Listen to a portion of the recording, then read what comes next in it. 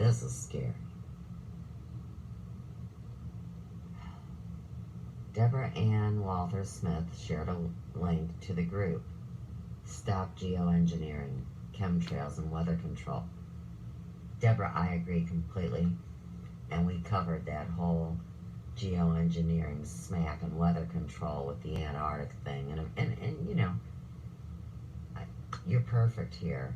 This is great. EPA permits unlimited use of toxic coal fly ash in chemical geoengineering operations. Is that possibly last night why whoever wrote Trump's speech put in that thing about clean coal? Because they used to send canaries down in the fucking mines, remember? And of course, if there wasn't enough air for the canary, there wasn't enough air for your sun. But now, they're going to release it in the air.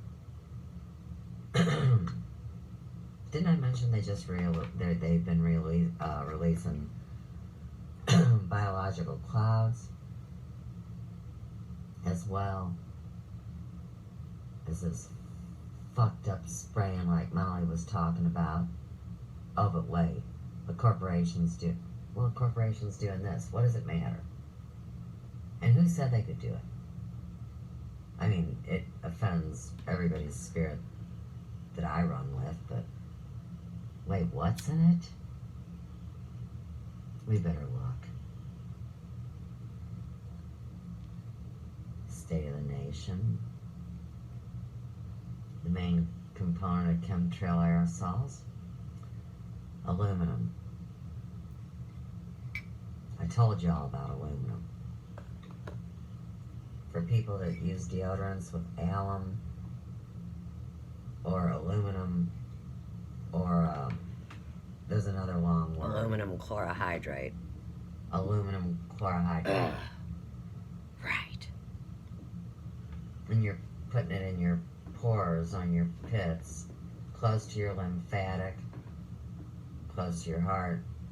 You get what I'm saying, right? Besides fucking you up like that and giving you the breast cancer, it also goes up this way. It was connected with Alzheimer's. Could they be? I mean, I don't know. I'm not a rocket scientist. Could it be that they spray aluminum in the air to dumb down people's memory, aka Alzheimer's? Now, the other reason they say it is because it makes this reflective coating up in the air so you don't see what's really going on up in the sky. I don't know which one sounds more offensive. Now, mercury, we know that's a bad motherfucker. That's that stuff they put in the thermometers. And I'm not really sure what it does to you when it lands on you. But they always said if you broke a thermometer off in your mouth. Okay, this is what they did to us kids. I mean, and I'm, 53. They'd say, don't you bite down on that thermometer because the mercury is toxic and it'll kill you.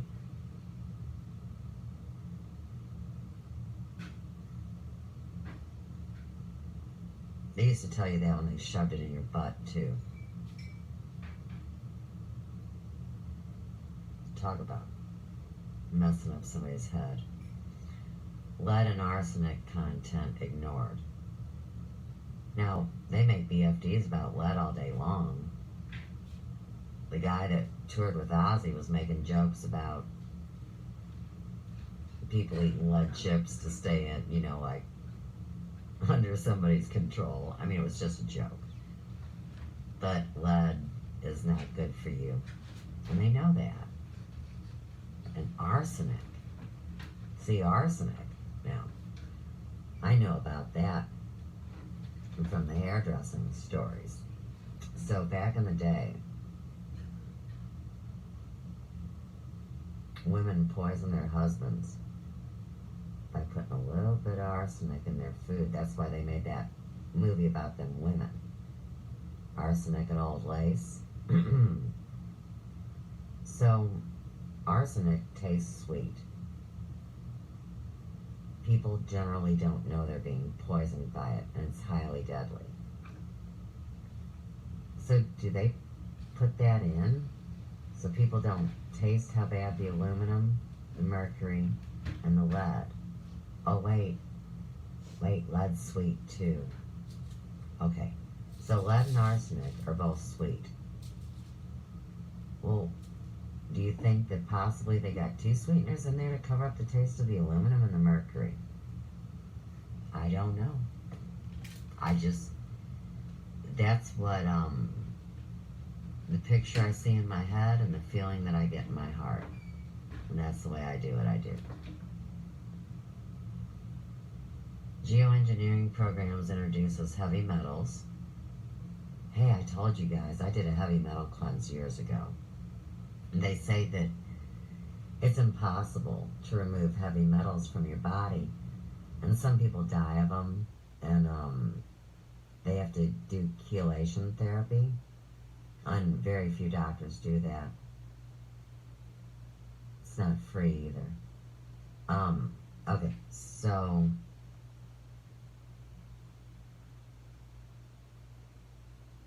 the U.S. Environmental Protection Agency is well known for working directly with industry lawyers and lobbyists to ensure that corporate interests are served first, second, and third. Whether it's rulemaking or regulation changing the federal or state level, the high-paid corporate lobbyists are always the first through the EPA door. Another three-letter agency, tag it. Who has not heard or read on the internet about the environmental protection racket? Most people haven't, because they're too stressed out, because they're being poisoned by this shit. The profound and unparalleled transgression against the American people and environment concerns coal fly ash. Coal fly ash is one of the 4 types coal combustion residues, CCRs, which are produced by industrial and power plant coal burning.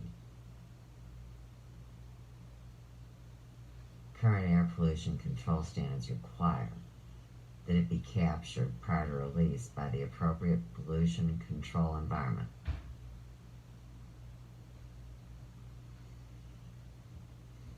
It's usually generally captured by electrostatic precipitators or other particle filtration equipment before the flue gases reach the chimneys of coal-fired power plants. Liars. Oh wait, but you're not lying, because you said generally. So, the loophole word in the Bible sentence is generally. And it's half of the context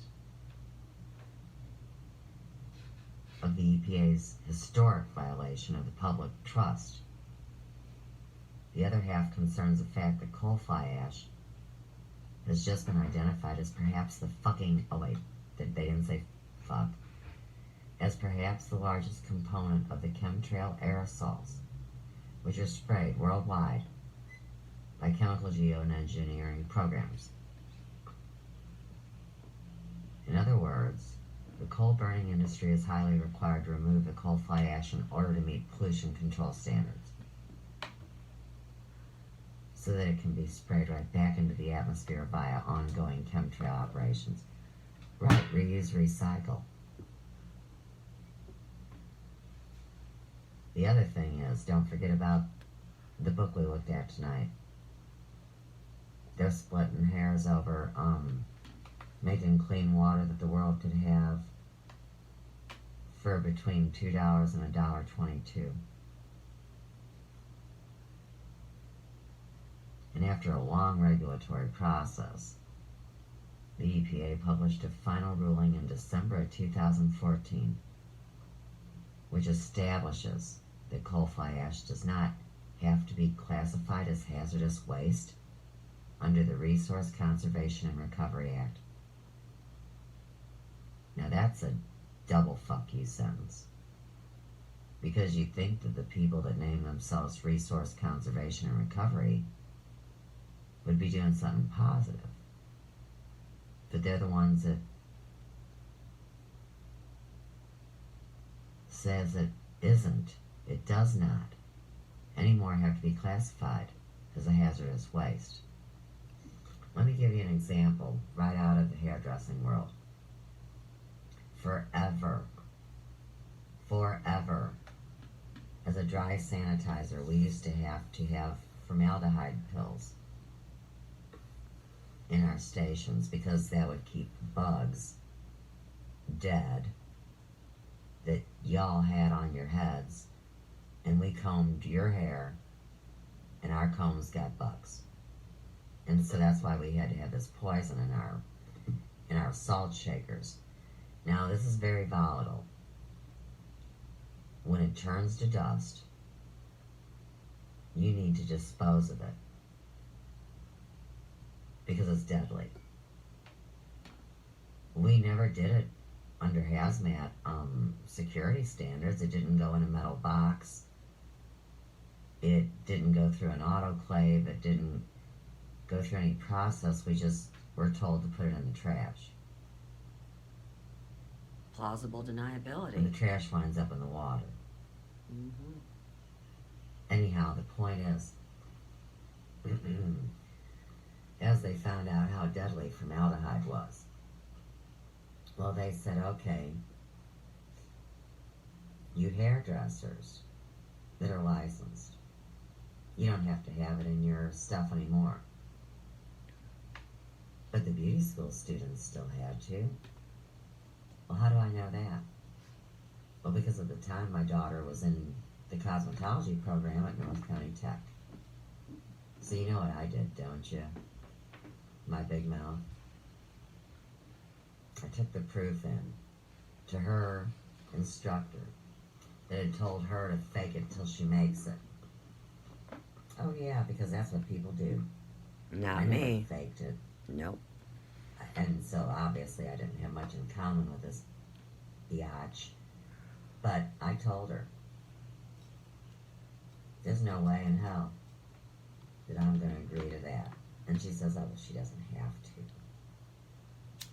Fake it till you make it. Okay, so you tell somebody they have to, but deep down they really don't have to. And if they do, then they're going to blame you for it. Well, this was getting the industry pretty fucking hot, as you can all imagine. And of course it was in all your shampoos, and your conditioner, and your body care. They use it as a preservative. Because it mummifies things. Formaldehyde, it pickles animals. They used to put the dead animals you were supposed to cut up in science class in the formaldehyde, right? I never cut up a dead animal, by the way, either. Fuck, that's why I didn't take biology in high school. And you had to take biology if you wanted to go to college.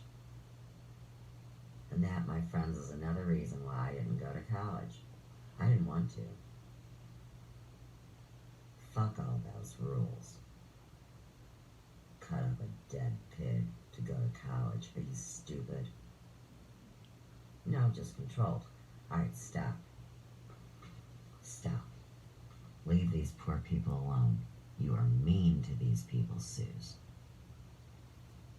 Oh, but the point was, here's what they did. So, y'all need to look at your body care products.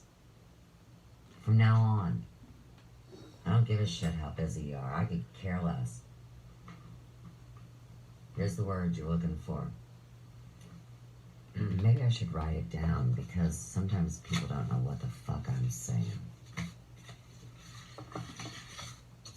Let me just give me a minute.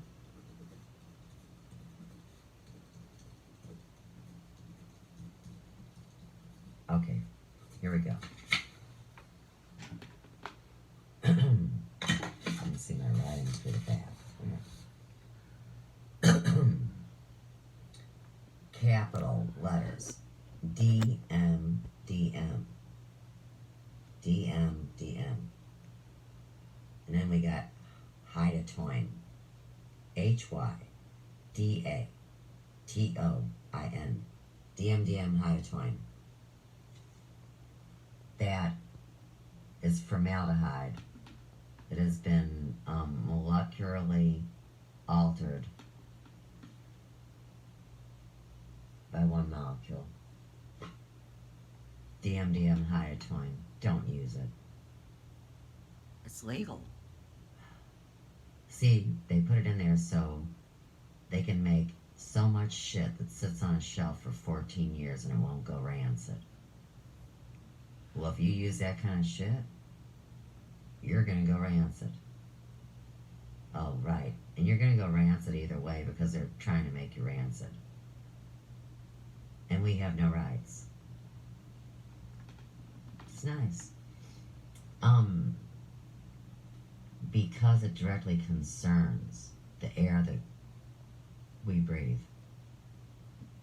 The December 2014 ruling by the EPA subjects every U.S. resident to dangerous and unacceptable levels of highly toxic air pollution. You're damn straight. Just like here in St. Louis, we live next to a nuclear trash can that they didn't line on purpose because we're a medical experiment.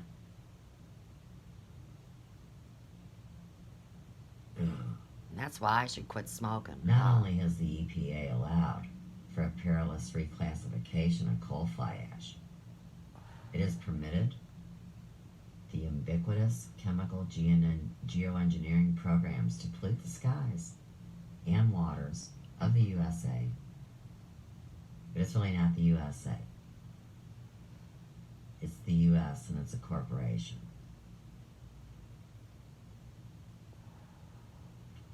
With chemically mobile aluminum, as well as with mercury, lead, arsenic, and various radioactive solids. Various. Well, what's specific about these various variables?